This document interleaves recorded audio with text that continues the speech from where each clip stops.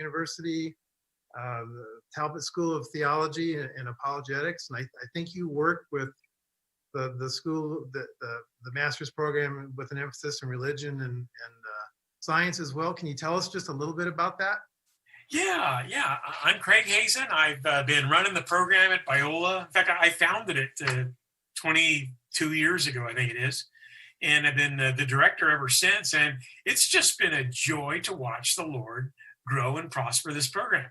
It seemed like he was just waiting for somebody to start up an apologetics program so he could bless it.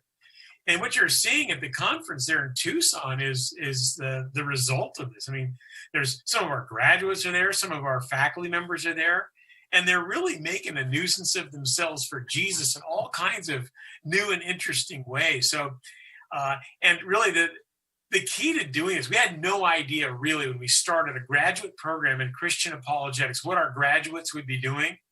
But oh my goodness, they have been hitting it so far out of the park, nobody can find the ball. Really, it's just tremendous. And the kind of confidence that people get when they go through a graduate program.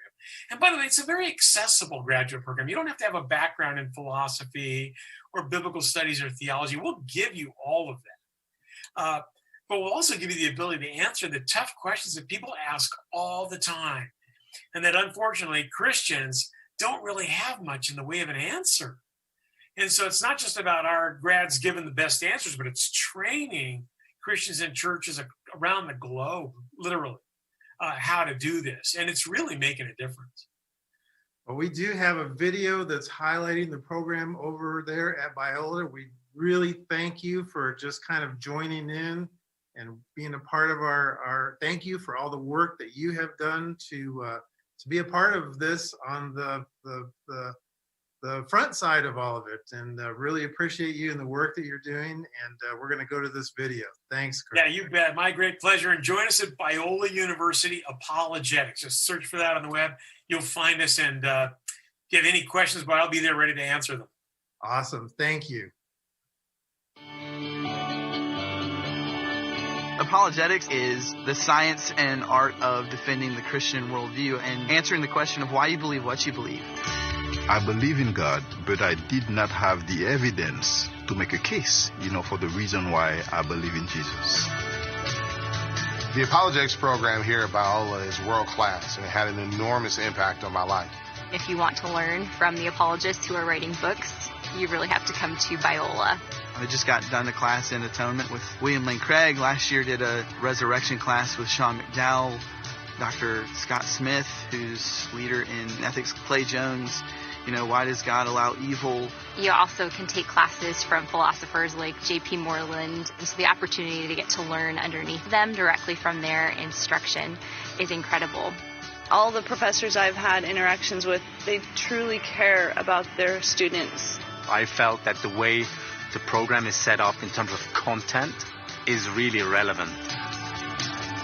The flexibility is fantastic. I am a wife, a mother, a full-time teacher and coach. The Biola program allows you to do a certain portion in residence here on campus in the beautiful setting of Southern California, but also at home from the convenience of your own ministry context. Being able to come and to spend time for a couple of weeks with other students has been invaluable to me. It's very interesting to see people from across the globe, actually not only in the U.S., serving God, having different testimonies. It's really creating an environment where we are speaking into each other's lives, where we are growing in Christ. This is something that we could not really get if we were studying only online. From the first class I took, I've already started using it with my children and with my family and my church. I think much more critically and logically and biblically than I did when I started. This program has equipped me with the tools that I will need to continue lifelong learning. This is the best investment that you can make for your life, because just believing is one thing. Knowing that you believe in something and be able to show it, it's another thing. Biola has remembered the connection between apologetics and evangelism. That the end goal of apologetics is not simply to win debates, but it's to win souls. Whatever lane the Lord has called you to run in, this is going to equip you to be a believer who is prepared to share the gospel and to live life for Jesus. So this program is beneficial for everyone.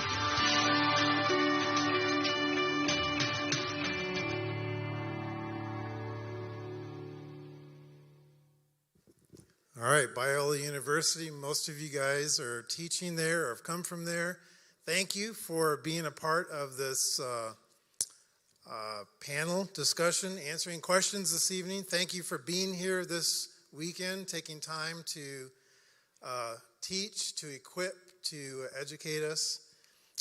One of the first question I want to kind of get to this evening is, I think part of the elephant in the room that we're all kind of wondering about. In light of Thomas Nagel's Mind and Cosmos, or David Berlinski's The Devil's Delusion, what's the future of neo-Darwinian evolutionary theory? Will it be able to hold its current status and overbearing narrative in the academy and in culture, or do you see it turning around? Is it going to be, is there a significant challenge going on here?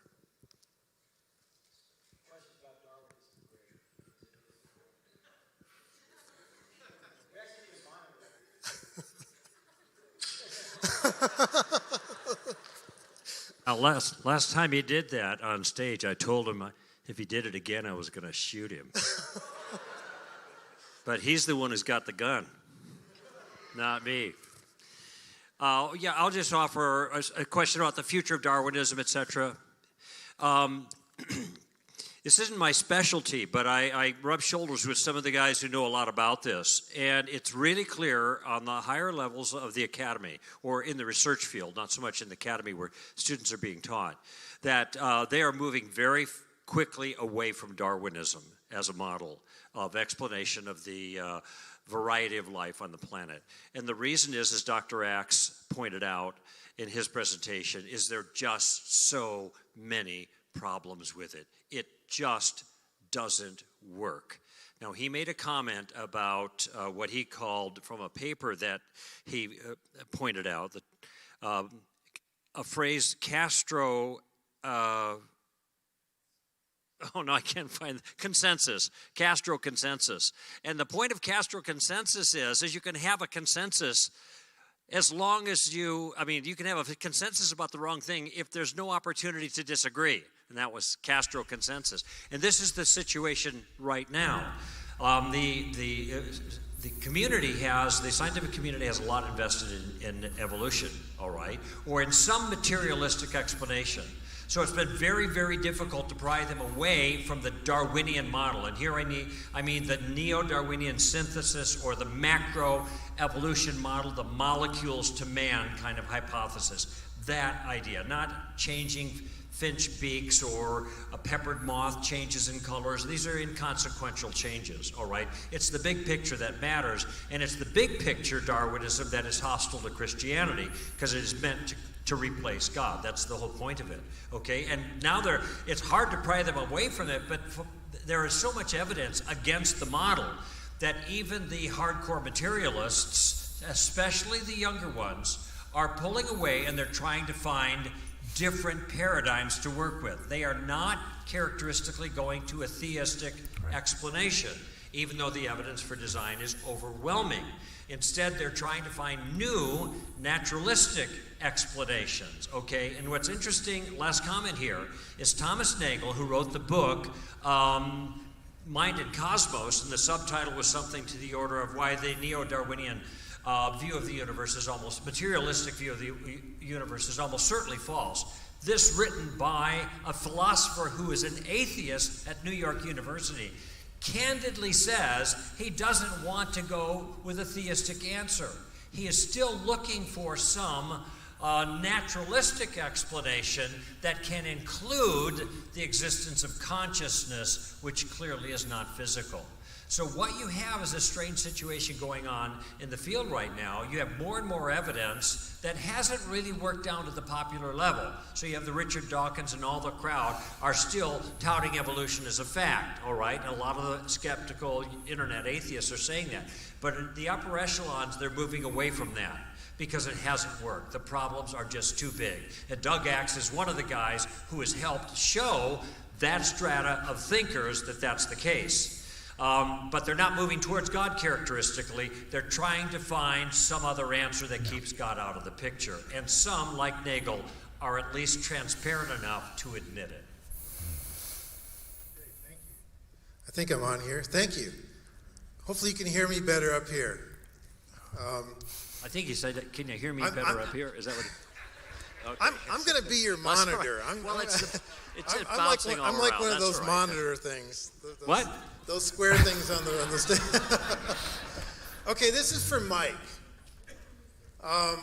He can't hear either. Mike, how do we know that Jesus was an itinerant preacher and that his disciples repeated his sermons? Is that speculation, or is there any data to suggest that?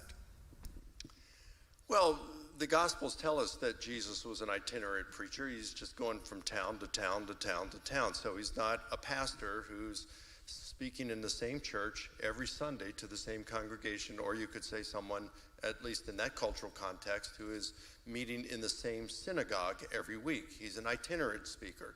So he's going to be, just like all these guys up here, they're going to speak the same message as they go around to all these different towns. He's not going to come up with a new message every time.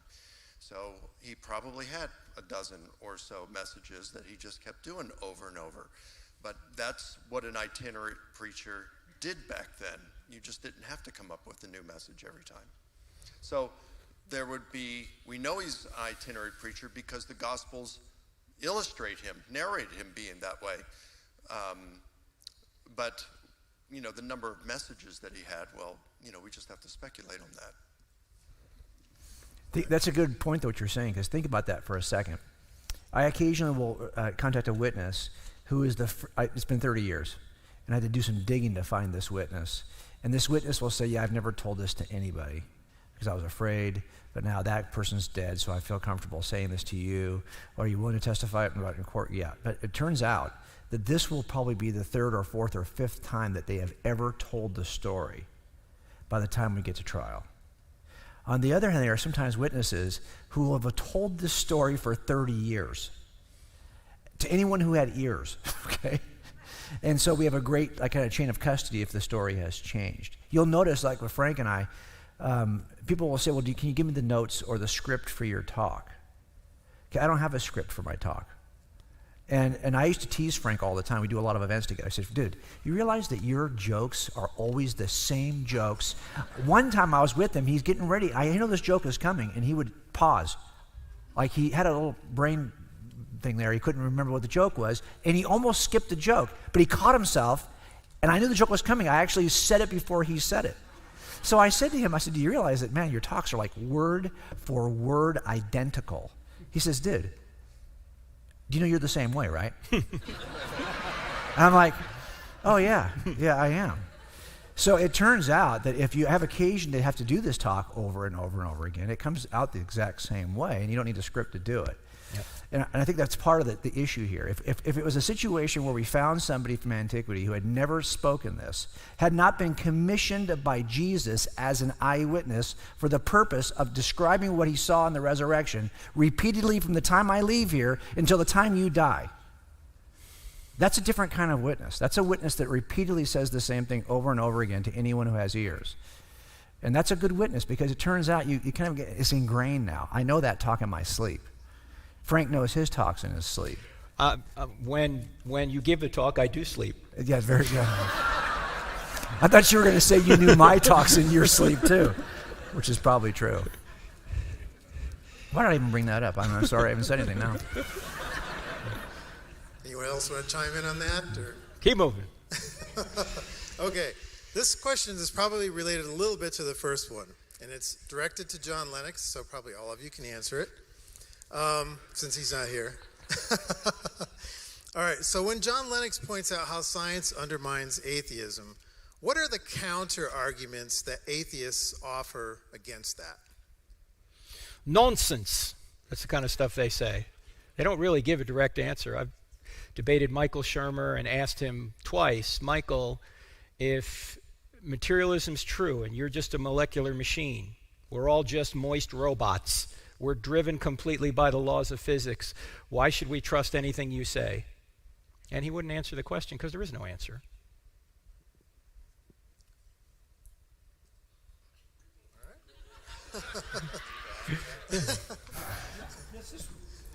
This is part of the frustrating aspect of this, on the one hand, is trying to get straight answers to straight questions. Because, and the problem is, which is the good side of this, is that there are no answers to some of these questions from the materialist perspective, okay?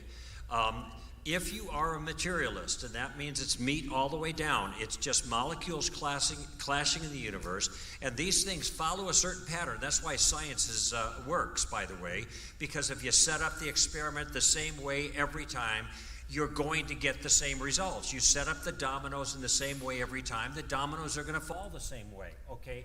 That's determinism. All right?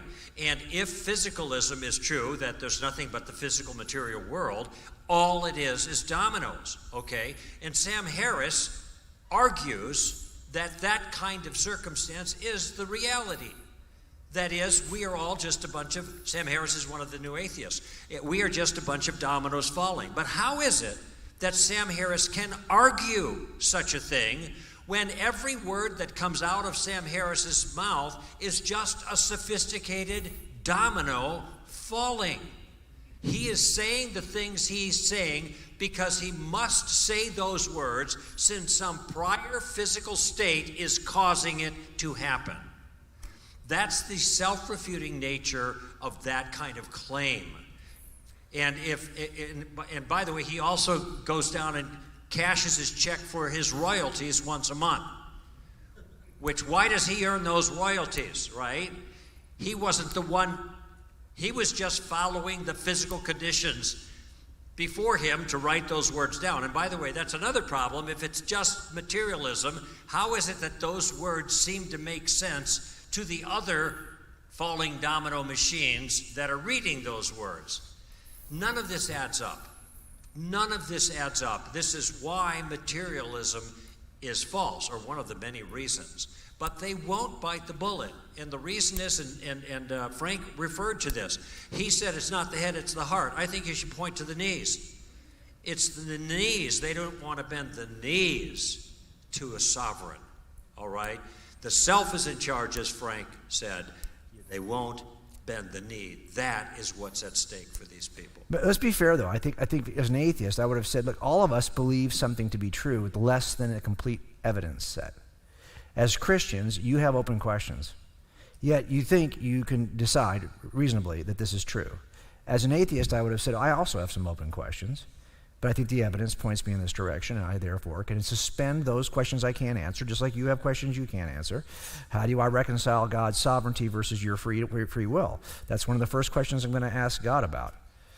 But since you cannot resolve that, you can't even agree with each other about that, we have the same kinds of things as atheists that we would say we can't agree about. But we trust that there's enough evidence to point. Now, in the end, I couldn't explain how the universe came into being, why it appears to be fine-tuned, why life came in from non-life, why it appears to be designed, why we have consciousness, free agency, objective moral standards, even a standard of righteousness by which we call something evil. I couldn't answer those questions, but I was okay with holding on to a worldview in spite of those unanswered questions. So just for those of you who are thinking about this, the great thing about the Christian worldview is, yeah, we have unanswered questions, but we don't have those kinds of unanswered questions. Those are the most important questions we can ask in the universe. And I just got uncomfortable with the number of unanswered questions I held as an atheist relative to the number of unanswered questions I now hold as a Christian. In other words, the evidence trail that I lead any jury on, when I get to the end of that evidence trail, I'm asking you to step across and render a verdict across your unanswered questions. That step is much shorter for me as a Christian than it was for me as an atheist. I think this is what distinguishes you, though, Jim, from Michael Shermer, who's the American Atheist, the Skeptic magazine, et cetera, Because when Michael is faced with these kinds of questions, and I debated him for 3 hours on national radio, he kept saying, why can't we just say we just don't know? Right. What's wrong with that?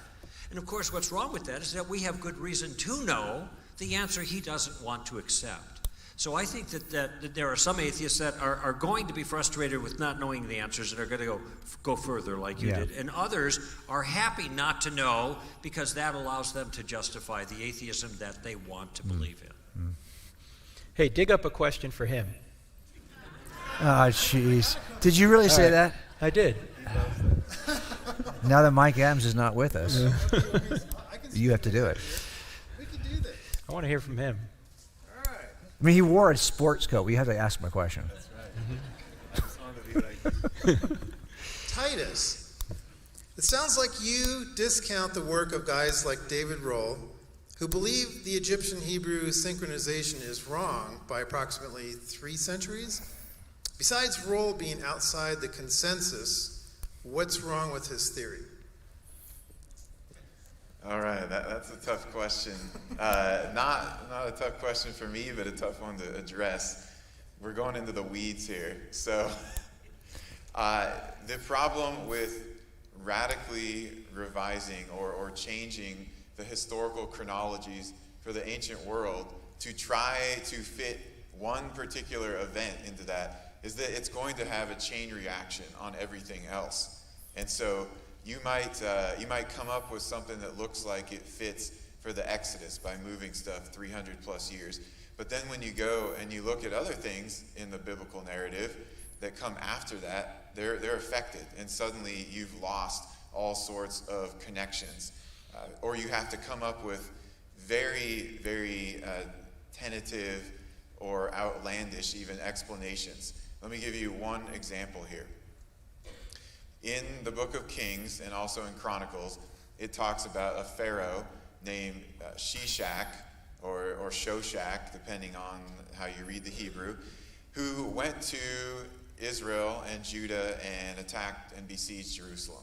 Now, in Egyptian records, there's a pharaoh, well, more than one, but we're talking about a particular pharaoh named Shoshank. Sometimes he's called Shoshank without the N, Shoshak. Okay, same name. He claims to Israel and Judah, and he defeated all these cities. He lists them on a stone wall at Karnak. All right, so we've got the same name, we've got the same types of events or the same events that are being talked about. It's a pharaoh. In the standard biblical chronology and in the standard Egyptian chronology, they match up exactly. All right, so that seems like a good connection, right? Well, if you move things, then you lose that. So then what do? You got to explain with some other kind of event, another person. Who is that pharaoh? Well, in this new chronology, they say that Pharaoh Shoshank or Shishak is actually Ramses II, okay?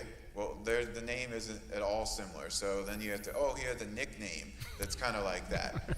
And then you got to go, well, let's look at Ramses' record lists. And he did do some campaigns, but the things don't just match up. Why did we find the stele of Pharaoh Shoshank at Megiddo, one of the places he destroyed, etc.? So you might gain one thing that I'm going to tell you has a lot of problems anyway. But you're losing many, many other things because of that. So there's no reason to kind of destroy the rest of biblical history and synchronisms when you actually don't have to do that, because if you watched, for example, the lecture that I gave on the Exodus, and we just go with the historical chronologies, it works. All right, thanks. This one probably is for everyone here. Actually, you know what? Let's go here. Some teachers suggest that our 10 Commandments and the Great Flood story, are borrowed stories from Hammurabi, and the Gilgamesh. Did I say that right? Hammurabi, okay. How would you respond? That just the flood stories, or did they say creation? Well, they're saying the 10, some teachers suggest... 10 Commandments, and okay, yeah. I got it.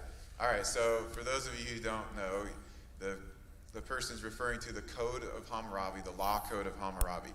So he's got all these laws. It was an early law code. It was not the earliest. There are laws in there that are similar to what we see in the Mosaic Law, but there are many law codes that are similar. We look at our law codes today, we can find similarities. Moses didn't just pick out Hammurabi and copy that. If you put them side by side, they're not exactly the same. You could do that with any of the ancient law codes. You see the Mosaic law is unique. In fact, it has a lot more distinctives than the others because of the ritual law that is included in there, not just the civil law. So no, Moses didn't just borrow from Hammurabi or some others. I'm sure that he was aware of some of these other ancient law codes, though. As for Gilgamesh, the flood story in Gilgamesh, did Moses just copy that and put it into Genesis? Okay, Gilgamesh actually borrowed a flood story and put it into, well, sorry, not Gilgamesh, but the author of this epic, an earlier flood story. So there are multiple flood stories from Mesopotamia, possibly one from ancient Egypt, one from ancient Greece. What they do is they talk about a flood in way ancient times. And they even talk about a guy who built a boat and was able to be saved from the flood because one of the gods came and told him it was coming, warned him. All right? So there's obviously similarities there with the story of Noah and Genesis. But again, if you put these different Mesopotamian flood stories side by side with the Noah narrative in Genesis, you're going to notice that there are differences. For example, in Genesis, 40 days is the time of the storm. Well, in the Mesopotamian version, it's only 7 days. Some other differences, obviously, you've got polytheism versus monotheism.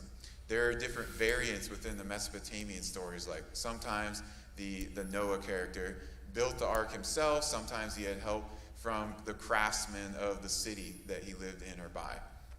So rather than saying Moses directly copied from it, which it's obviously didn't directly copy, but I would say instead there was an actual flood event. There was an actual person, Noah, who built an ark and survived that, and that story got handed down. And in these ancient Mesopotamian cultures, they recorded it. Over time, they may have corrupted it. They infused their pagan theology into it, so they've got different gods in there, different names of gods. But it's not straight copying, no. And there's enough unique content in Genesis to say that it's Moses' own version, if you will, of the flood. But they had their own versions too, Gilgamesh and so forth. They're just going back to the same event. Which one is correct? Well, that's going to depend on your view of the reliability of Scripture. Well, look at it this way too. Here's the problem I see. Hey, hang on. I'm talking here. Okay.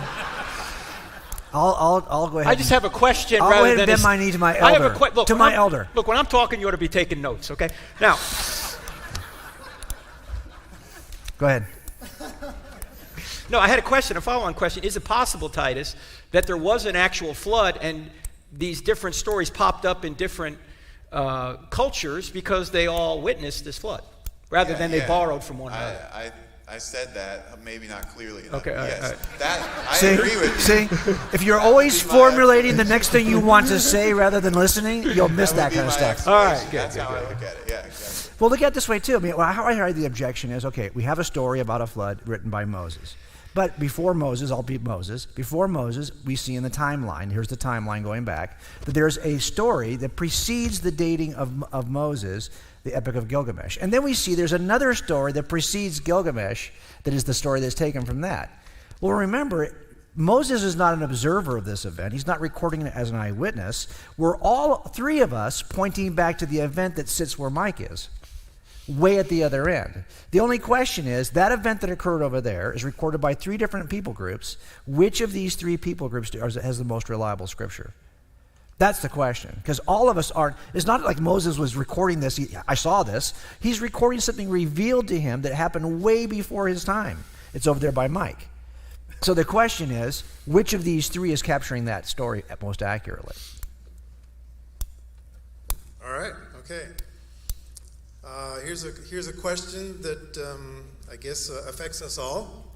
With many concerned about climate change, I was watching a documentary that one of the scientists made the statement that the Earth was still recovering from the flood. I found this very profound, and it made sense to me. Can you please expound on this thought and how it relates to climate change? Franklin, you want to talk? Go ahead and do it. That's over my head. I don't know. I don't know what that means. The flood. Look, the climate's been changing forever, and my question is, if there is man-made climate change, why were there ice ages in the past and warm ages in the past when we didn't have human activity or CO2 emissions like we have now? In fact, I have a cousin that works at the UN in Geneva, and I was over there one time talking to him, and he said, Frank, don't you think that the U.S. ought to cut back emissions for climate change? And I said, well, as far as I've been told, and correct me if I'm wrong, the U.S. could cut its emissions to zero if, in fact, man-made climate change is a real thing. Could cut it to zero, and it would hardly have any impact on global temperatures because China and India and other developing countries will not reduce their global emissions. And the problem is, if you reduce global emissions, you're increasing poverty. Why? Because why is there global emissions? Because you're productive. And if you try and restrict them too much, now you're taking jobs and money and food out of people's mouths. So there's got to be a balance here. I just want to point out something else about that discussion that's applicable in a lot of different areas. I noticed that the whole discussion about what is now called climate change used to be about global warming. Well, when you call it global warming, it's quantifiable. You could show that it's not warming or it is warming in any appreciable way. Why was the discussion changed to climate change? Because the climate's always changing in a certain sense. It's now difficult to quantify whether one side is right or one side is wrong. That strikes me as subterfuge, okay? It's a way of playing a rhetorical game to keep one side going strong, all right? That makes the whole thing suspicious to me. I'm not a scientist, I haven't looked at all the details, but that makes it suspicious. I also mentioned something earlier about a new term I've learned this weekend, and that is Castro consensus. And Castro consensus is when you get consensus and no disagreement is allowed. Well, you have now Castro consensus on climate change. And if you disagree, you're silenced. You're marginalized. You're told the debate is over. You're called names. Is this the right way to get to the truth? This is also a suspicious maneuver to me. So when I see people arguing any point in that way, I'm immediately suspicious of the point itself. Just an issue of rhetorical maneuvering that you want to be aware of. You know, Shakespeare wrote in one of his plays, "Methinks thou dost protest too much." Sometimes by the way people protest, you can get behind their protests and see what the truth that's really going on. And I think something like that is going on in the so-called climate change discussion. I wish there was a citation of the actual movie that they were referring to, but so let me just go back to you, Greg.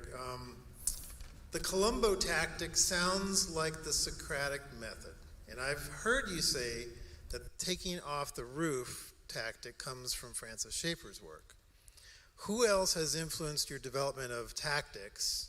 Can you recommend any additional resources besides your books? It is the Socratic method. I mean, it goes back 400 years before Christ. Socrates used this method. And so it's, in fact, when I was first thinking about kind of formalizing the approach to make it handy, memorable, transferable, I thought about Socrates. And I thought, well, maybe we can call this the Socratic. Okay, see, Jim's looking at me like this because he made me change the title of a book because my book original title was too stupid. And that's what he told me, so I changed it. And Socratic. Don't you like the new title better? No. It was. Do you like the new title better? It took me 60 seconds to be convinced. All right. So he was right about that, but he's giving me that stink eye look again. And so, I mean, it's just the point. Socratic. That's dull. But Columbo.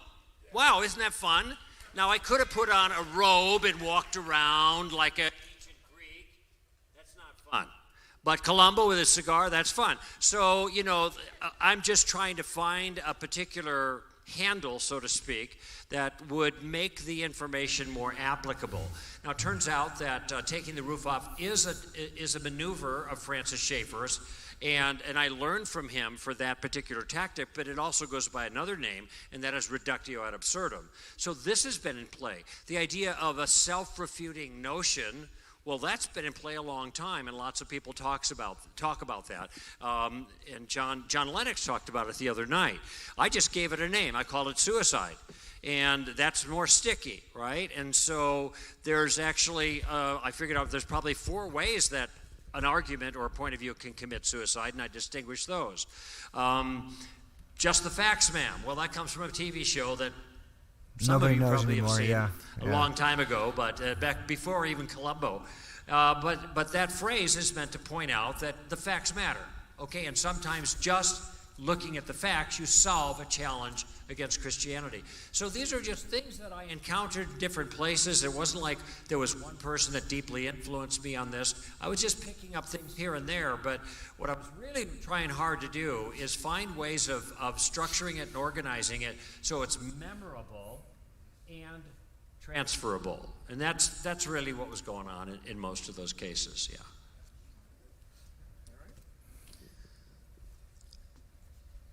This probably affects all of us too.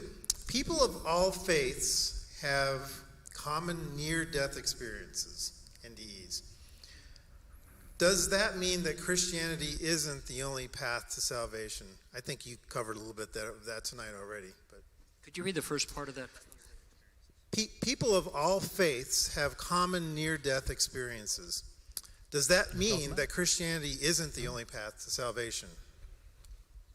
I think all near-death experiences show us is that there is it's another way of showing materialism's false, but it doesn't show which worldview is correct other than materialism's false. There is a spiritual realm because there are veridical, which means you can verify the fact that people are having remote viewing. You know, they'll go up over a hospital when they're on the table and say, I just saw an accident on 3rd and Main after the doctor brings them back, you know, and there was an accident on 3rd and Main, yet the guy was on the operating table the whole time. And Gary Habermas, who Mike has worked with quite a bit, has some books on this, but I don't think it proves whether it proves Christianity or Islam or any other worldview. It just shows that materialism is another reason we know materialism is false, that people can be somewhere else, yet their body can be in another location. So there is a spiritual realm. By the way, those experiences are called remote viewing experiences, and they are evidential. Gary Habermas has done a lot of work on this, and he also is very careful to say that the NDEs do not prove any particular religious view, and sometimes the assessment of what people see is already say all of No, he didn't. No, he didn't say all of that. No, I thought what you said was excellent. Well, repetition is really good, isn't it? Sorry about that. I was supposed to be his wingman tonight. I told him I'd be his wingman and help him out with all that. But here you are making, thanks. But I agree. I did catch the line or the point that what it does do is it really seems to put to bed the claims of materialism when you can have evidentially proven experiences that people apart from their body were in some other location gathering information that could be tested. But one of the good things about this is and Mike's like a brother to Gary. No, he already said that. No, I know. But that's a good place to go because I think that Gary's done a lot of really good work kind of at podcasts. Most recently, he was on several YouTube interviews talking about NDEs. I mean, Gary's done a lot of kind of research on this. So I would just point you to Habermas, Gary Habermas, has done a lot of, I think some of the better work. If nothing else, just summarizing the work of others as he kind of talks about these. It's good stuff. Lots of research that actually went into verifying and he's all off the top of his head, too. He knows it well enough to be able to pull it off the top of his head. I just want to point out one other thing is that being hard of hearing and senile are two different things. Just so you know.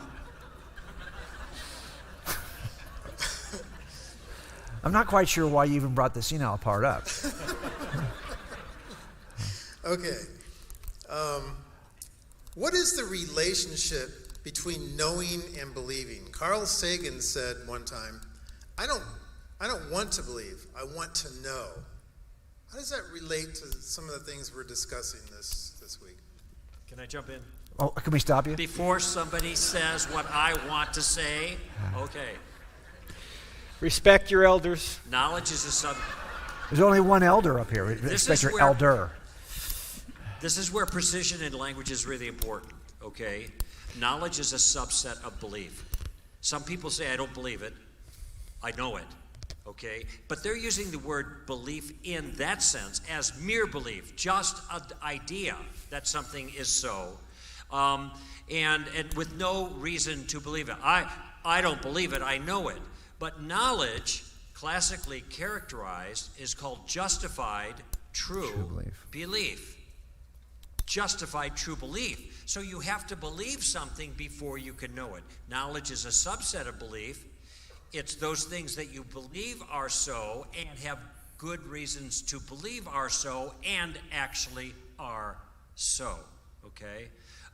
So sometimes in this kind of question, I think the important thing to know is that everybody has beliefs. They all think they're true, but many of our beliefs we don't know are true because we don't have good enough evidence for it, okay? We believe it, but we don't know it.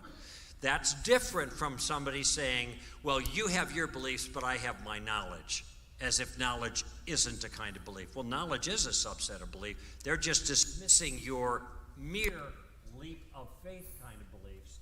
And what happened? Okay, they're just dismissing your, what they say, mere leap of faith kind of beliefs against their knowledge of something. But all knowledge entails belief. This is one of the reasons why it's so important for us to think about what is a standard of proof. Like, what do we use as a standard of proof? Like, if you say you know, what you really they're getting at is, hey, I have an evidential basis for my knowledge. You just have a blind belief, unsubstantiated by any evidence. And that's the distinction they're trying to draw, even though they may not be using the precise philosophical terms, right? So the question then becomes, well, okay, well, how much do I have to have evidentially before I can know something with this tricky word we use called certainty? So there's nothing that you know beyond a possible doubt. Anything that you think you know beyond a possible doubt, I can challenge in some way. We even have a jury instruction for this in the state of California. It's also true in Arizona and in every other state. And that is that the standard is below possible doubt because for every claim, the judge will say, I can level a possible or imaginary doubt. So really the bar is so much lower. I don't want to have an unjustified belief. I always say that there's three kinds of belief. There's a blind belief for which I have no evidence. There is an unreasonable belief for which there is evidence to the contrary that I am trying to dismiss. And then there is a forensic belief, a belief that actually can be, a case can be made publicly for based on evidence. So I wrote this book called Forensic Faith to make the distinction that I don't want to have an unreasonable faith. I don't want to have conveniently a title of one of your books, right? That's right. That's why I try to do that, right? You know, and I think I probably got that title from you or something like that. So, but the point is, we want to have beliefs that we can ground in some form of evidence, but make sure you understand that you are always going to have an unanswered question. And we ask that question of jurors. Are you the kind of person who can render a verdict even though you have unanswered questions? No, I don't think so. I think I need to have every question answered. Well, then you're excused. You're not getting on my jury because I'm never going to be able to answer every question. And so that's just too high a bar. And this is also true for any theistic worldview. I mean, do you really think that you somehow, at the level of human, whose thoughts are as far away from God's as the stars are from Earth, right, like you just talked about, do you really think I'm going to be able to get to this without any questions? With a complete, absolute certainty where there's not a single unanswered question in my mind? Wow, you're an arrogant jerk, right? Because the reality is we're not going to be able to do that. And so we have to have a reasonable standard that is is below. If you think you have to know every single detail about science before you can even have a discussion about science, then you have no discussions about anything. There's another quick, helpful distinction, the distinction between belief that and belief in. Belief that is getting evidence that something is true, but trusting in it is then putting your trust in whatever you have good evidence to believe. For example, most of us got on planes to come here. We got evidence that the planes were safe, that the pilots are well trained, that ATC would get us here safely, but we really didn't trust in that evidence until we got on the plane. And we know this in relationships, right? When I first met my wife 35 years ago, I got evidence that she would be a good wife, but all the evidence in the world didn't make her my wife. I had to take a step of trust in her to ask her to be my wife, and in a momentary lapse of judgment, she said yes. See? That's the difference between belief that and belief in. But faith does not mean you have no evidence. It means you are trusting in what you have good evidence to believe. That's what it means. You're trusting in what you have good evidence to believe. So don't buy into this idea that Christianity is blind faith. It's not. It's trusting in what you have good evidence to believe. But do you know that even the demons know that God exists, but they don't trust in him? James, the half-brother of Jesus, who wrote that little book in the New Testament called? Pastor, this is a sharp group, let me tell you. He says even the demons believe that God exists, but they tremble. They know intellectually better than we do that God exists, but they don't trust in him. So in order to have your moral transgressions forgiven, you have to go from belief that to belief in. Because God won't force you into heaven against your will. Sorry, go ahead. That's good. Okay. All right. This question is primarily for Douglas Axe, but any of you can answer it. He looks like Doug. I'm going with that. Okay, so because of his recent book, The Price of Panic, but others are welcome to weigh in, part of the question. What does the current science or data say about COVID-19? How should we as Christians and as citizens of the USA live our lives as a result of that data? Science doesn't say anything. Scientists do. And that's why you get so many different opinions. The problem is we don't have enough data, and we have different standards from state to state, from hospital to hospital, on how we code for COVID deaths. That's why there's so much ambiguity. And you can read the book, The Price of Panic, or you can listen to the podcast I just had with Jay Richards. He's the co-author with Doug Axe, who was just here the other night, on that book, and they go through really what has happened over the past several months in the United States regarding this. And they don't deny there's COVID or any of that. They're just saying that really there's a lot of ambiguity and a lot of things were done improperly in their view, and they don't assign blame to anybody. They don't say somebody's to blame for this. They give everybody the benefit of the doubt, but they say if we had to do this again, knowing what we know now, we would sequester the vulnerable people and everybody else would be working. I'll give you an example of how this has changed too. I mean, my son is a doctor, and he's in Keck Hospital at USC in Los Angeles, and what he's talked about is how we've completely changed our treatment protocol, right? So there's some talk about, well, is hydroxychloroquine that, a great treatment. He actually thinks it's Decadron. It's a steroid that probably is now the best option on the table for treating the disease. And we used to think, well, we need to intubate immediately and use ventilators, and now we've moved away from that as a treatment entirely. As a matter of fact, it's pretty much a sign if you've got to intubate somebody for a ventilator, they're probably not going to survive it. And just what happens is that the steroid is the best treatment because it actually decreases the amount of inflammation. It also restricts your immune system response. And it turns out the immune system response is what's really destructive to your lungs.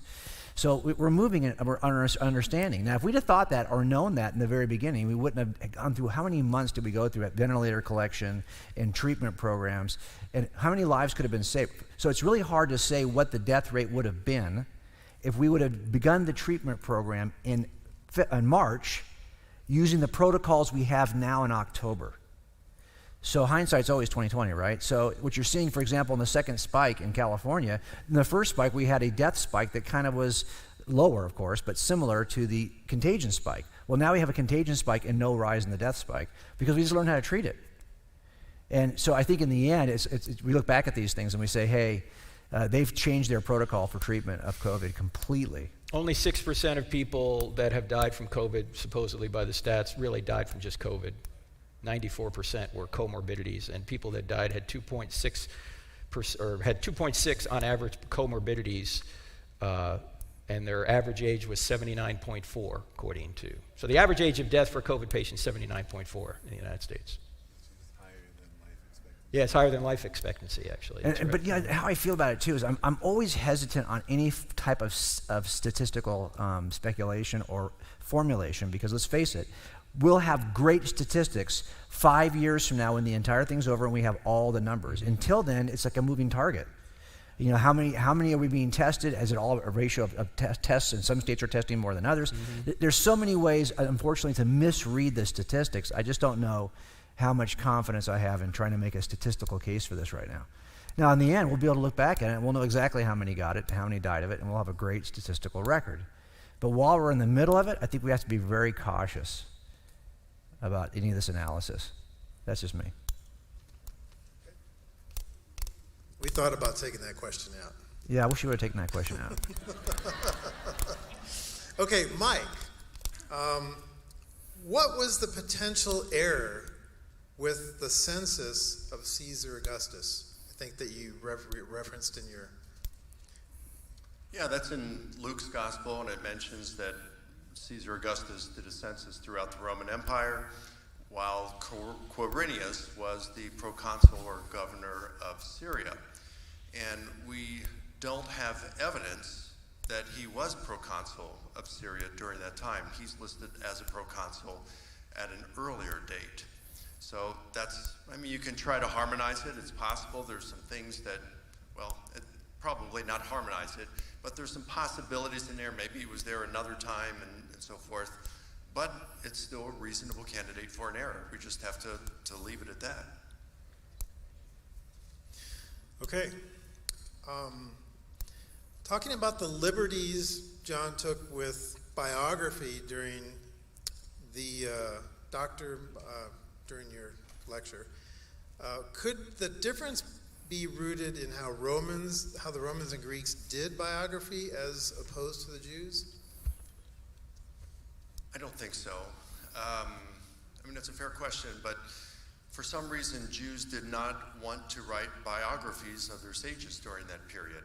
We only have 4 from antiquity. 3 are written by Philo, the life of Abraham, the life of Moses, and the life of, I can't remember right now. Moses, Abraham, and... Josephus? No, I'm thinking of Philo. Oh, sorry. So, and his life of Moses is his main one. Okay, and then you've got Josephus, who writes a 4th one, but it's not an actual biography, it's an autobiography. And they use a lot of the same compositional devices that we find Plutarch and Suetonius and other biographers of that period. So there are, within, let's say, 150 years of Jesus, there are around 90 biographies of people that were written during that period. And that includes the 4 Jewish biographies that I was just mentioning, but they are all very common. So, and again, Jews for some reason, didn't want to write those biographies. After those 4 in the 1st century, we don't get the first Jewish biography until modern times. So they all follow these same kind of literary conventions. So if you don't like, the idea of Greco-Roman biography, just call it ancient biography. But John seems to follow a lot of those. But John does things differently than Matthew, Mark, and Luke do.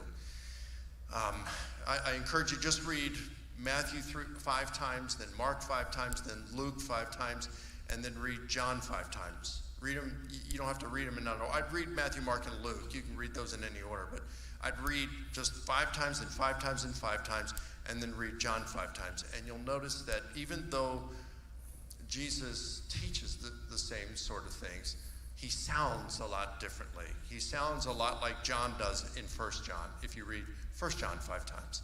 So there are a lot of differences, and Craig Keener, who's a specialist in John, he said that all scholars who specialized in the Johannine literature recognize Johannine adaptation. In other words, John is adapting these teachings. Most Johannine specialists think that John has taken Jesus' teachings. He's already got Matthew, Mark, and Luke down. He's probably familiar with those. And rather than just doing another repetition, because these 3 are so similar, John decides to do things a little differently. And so he takes Jesus' teachings and he paraphrases them and recasts them in his own words. And he takes some more liberties than the others do, probably with the speeches, the discourses of Jesus. And Johannine specialists try to figure out all that John is doing, and it's enigmatic. The conservative New Testament scholar N.T. Wright has a really great statement. He says, "I feel about John like I feel about my wife. I love her very much, but I don't claim to understand her." And even such a conservative scholar as F.F. Bruce said that John has taken Jesus' words and he has recast them as an expanded paraphrase, a translation of the freest kind, a transposition into another key, and so much more. So it's just, John is enigmatic. He still follows a lot of the biographical conventions of that day, but he does things a little bit differently, and it confuses. I'm going to throw something into this just as something to consider. When I get called out in the middle of the night for a homicide, they only ask the dispatcher to do one thing: have the officers on the scene separate the eyewitnesses. And I do that for a reason, because if I don't separate those eyewitnesses when I get there, 5 or 6 people who saw this just 2 hours ago will tell me the same story because they've had a chance to talk to each other. Real eyewitness accounts are very, very, very different if it just happened 2 hours ago. And this is very true for 30-year-old cases. Because I'll get, what typically happens, we have a homicide, I'll tell my team, "Okay, you 5 guys do the neighborhood for me, please. I'm going to talk to these 2 witnesses." They'll canvass the neighborhood, and they'll find 4 or 5 people in the neighborhood who also saw it, and they'll take a statement. If I stop right there and I never go back and re-interview their guys, I'm going to have a problem in trial because the statements are so utterly different. And they just saw this 2 hours ago. This is the nature of eyewitness statements. And the order in which you take eyewitness statements often determines why they're different. So when I interview people, if I'm interviewing these people, they've been separated, they will tell me. What intrigued me about the Gospels as an investigator was that they were so different. Because I saw that texture, and it's as much an art as it is in science, I'll just tell you that up front. But I saw the texture of the differences, and I thought to myself, ooh, this is going to provoke me to study a little more, because this feels like an eyewitness account in the sense that it had the same level of variation. Now, I'll tell you, there are times when I can't get back to the witness because it's now been 35 years. That dude's dead. And the person who wrote the supplemental report is now also dead. So now I have no access to the eyewitness or the person who wrote the report about the eyewitness. What do? I can't go back and re-interview and say, "Hey, you know what? You said this different than this guy did. Tell me," or not even to say that. Just say, "Tell it to me again," and try to prompt out and resolve the difference. I can't do that. But every time we are able to do that, it's amazing what we'll discover. So you'll see something like for Quirinius. How do we resolve this problem? It seems like there's an error. And this happens in eyewitness accounts. You're like, there's no way, this is going to kill us in trial. But the defense team is going to make a huge deal out of this. But then when you actually get him and talk to him, you realize there's something that happened 30 years ago that I still have access to, but sometimes you don't have access to it. Just because I know, after talking to thousands and thousands of eyewitnesses who never ever agree. And I used to do this exercise in front of people where I just have something happen and interview all 5 of these people, and they tell you 5 different things. So you can demonstrate it. That it doesn't bother me. And I don't know, I mean, perhaps it is true that this is a genre of literature that gives people liberty to kind of change things. But I think what you're all wondering is, so you're telling me, if I was to go back in time, John's account would not actually capture what Jesus said. And I'm telling you that when you go back in time to the eyewitnesses in my trials, they all capture what happened, but they capture it from different perspectives. It's not always different geographic perspectives in the room. Like, I'm standing over here, so I saw that and you didn't see it. It's the, hey, I never ask a guy, what was the suspect wearing? I ask the girls that. I just do. Because the guy will say, I don't know, polo shirt? Girls are like, no, it was a Tigre shirt. And it had the band, the strap on the side that has like elastic, and the collar was floppy. Guys don't notice those kinds of things. But gals do. And so the descriptions sometimes are like a white t-shirt versus a blue polo shirt with all this detail. And how do I determine what? Well, it turns out that neither one is lying to you. And there's a way to reconcile these 2 eyewitness accounts. And we're going to have to do that before we go to trial, because trust me, the defense team's going to attack that. You know, the differences that you mentioned, though, between variations in eyewitnesses, that can work between, let's say, the synoptics and John, or Mark and John. But that doesn't work so well when we're looking at differences between Matthew, Mark, and Luke. When I did my 8-year focused study on gospel differences, at the end, what really impresses you are not the differences, but the similarities with the synoptics, Matthew, Mark, and Luke. Because the way I'd explain it is this. If, let's say, the 5 of us are at a restaurant and we're having dinner, and we notice a couple at the table next to us, and they're having an argument, and we're watching that argument intensify over the course of 10 minutes, and finally the couple stand up and they're yelling at each other, and the woman takes a wine bottle and breaks it across the guy's cheek, and just then the paramedics, the police come, they arrest the women, take her off in cuffs, the paramedics work on the guy's face. Police officer comes over and asks the 5 of us at that moment to report, write down independently what we saw and what we heard. Like you say, there's going to be variation in eyewitness testimony. There's going to be a lot of similarities, there's going to be a lot of differences. Now, if the police officer gets those back and he looks and sees there's virtually verbatim, word for word in many of those instances, that police officer is going to be suspicious that there was collusion involved, collaboration involved. But there's more. That couple was arguing in Spanish. Now, fortunately, we're all fluent in Spanish, but the police officer is not. So the police officer asks us to translate that into English. Now, anyone who's remotely familiar with another language knows that there's no one-on-one correspondence in translations. And even you'll translate something differently tomorrow than you translated today. But when they get it back and they see that there's still a one-to-one correspondence in many cases, word for word, in our translation of what was said and done, the police officer all the more is going to be suspicious that we have colluded with one another. But there's still more. Because it's not just 20 minutes later that we're doing this, it's 30, 40, or more years later that we're recalling those things, word for word translated. Now, the police officer is rightly going to know that we worked with one another on this. With the Gospels, you've got Jesus mainly speaking in Aramaic. It's been translated into Greek. It's almost word for word, and they're reporting a minimum of 20 years later. So whereas you could have that independent testimony between John and, let's say, Mark, it's going to be more difficult to establish that between Matthew, Mark, and Luke. Okay, so you're saying, like, as a police officer, well, I'm going to give you as a police officer because I happen to be a police officer. So I'm just saying, if I was to take a crime that occurred last week, and it was a 20-minute thing, and so you each write 10 pages on what happened, and I don't tell you that and I present it to you instead as an ancient document, you will see all the things that we try to harmonize, or explain away through genre, you will see in the event from just last week. I think what you're wondering is, can I have any confidence that that event actually occurred and that I can reconstruct the event reasonably given the data?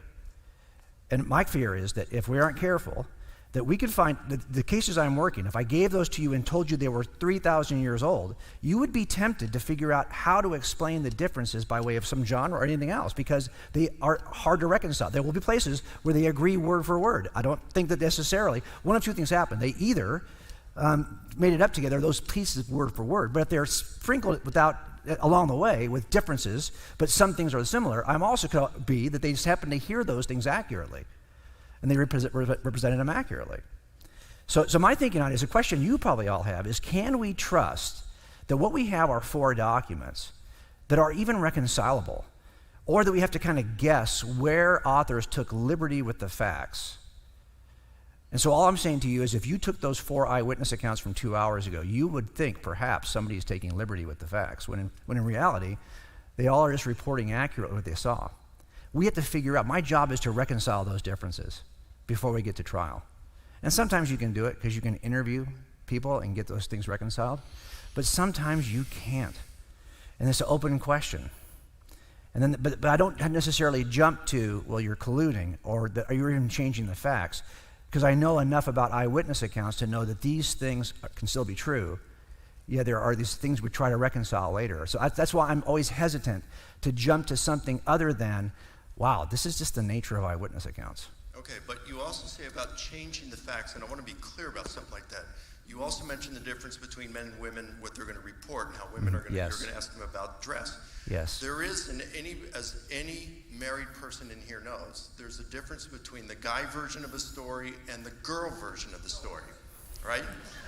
Because women like all those details, and men, we just like bullet points, get to the bottom line. The game's coming on. Yeah. And so guys will adapt the story. We will abbreviate it. We will change some details. We do it intentionally because the person we're talking to isn't interested in all this background knowledge that women will tell, because they've got to tell every fact as it happened. We will say things differently because the other person doesn't care. So us guys we'll talk to a friend on the phone, and our wives are in the background saying, hey, could you get to the bottom line? Come on. Right? Get to the bottom line, will you? That's right. So we will change things, but we aren't doing it to corrupt the truth, all right? And it's not like we're telling this to a detective or a police officer because a crime has been committed. We're talking about the recounting of history. Yeah, no, all I'm saying is that witnesses do the exact same thing. Every witness edits. And you have to actually prompt out what you think they're editing. And that's very true, is that witnesses will do that to you. They will edit. Because they don't want to be stuck here any longer either. Let me just give you what I can give you so I can get the heck out of here. So people will edit, and you've got to kind of figure out how to prompt that. All I'm saying is there's two ways to read that. One is, quite possibly, this is just how eyewitnesses operate. You know, I think sometimes when Christians hear these discussions, they get a little confused about the notion of inspiration, and they think, well, if that was the inspired word, and why is it different from what that other person then recorded? Our doctrine of inspiration has to do with the writings. In other words, the writings that were delivered by the inspired writers, even if they sum things up in a little different way, our doctrine of inspiration is that God was working through the writers to produce a particular writing that was God-breathed. All scripture, all graphe is inspired. Thank you. So it's not inconsistent with what's just been discussed here. I just don't want you to get confused about that.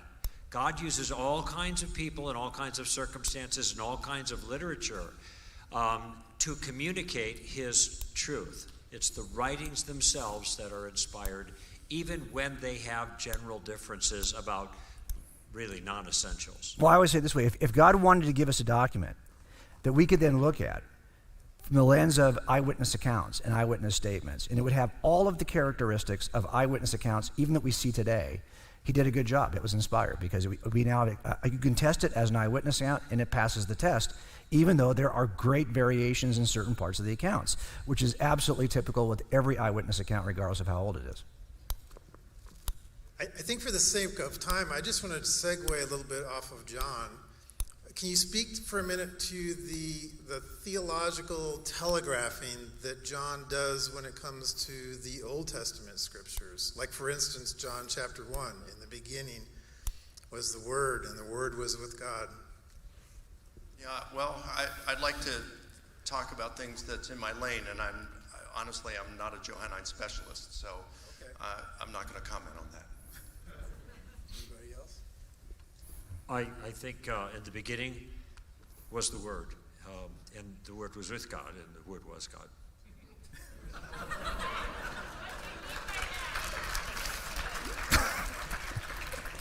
What he said. Exactly. Genesis 1. Mm-hmm. Well, no, I actually didn't even understand the question, but I just thought I'd throw it out. Greg and I love that passage because it's a great passage that kind of speaks to the deity of Christ, and it's a great Jehovah's Witness kind of passage. I remember when I first started studying, I was listening to you as an atheist on Stand to Reason back in the day. I thought, wow, I didn't realize that you could be reasonable about this belief system. And although I was not ready to believe it was true, it did open the door that, this is a worldview that might be intellectually satisfying. So it didn't stumble me. What was great about Greg's work is that it opens the door for a lot of us, and he's been doing it for a lot of years. And then ultimately I get to meet the dude, and then now here we are years later.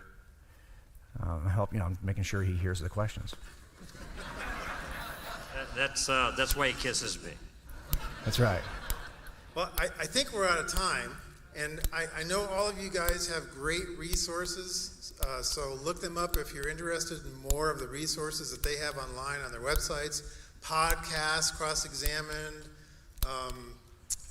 What yours is questions? Yeah, well, str.org, Stand to Reason. Stand You to get Reason. everything for it.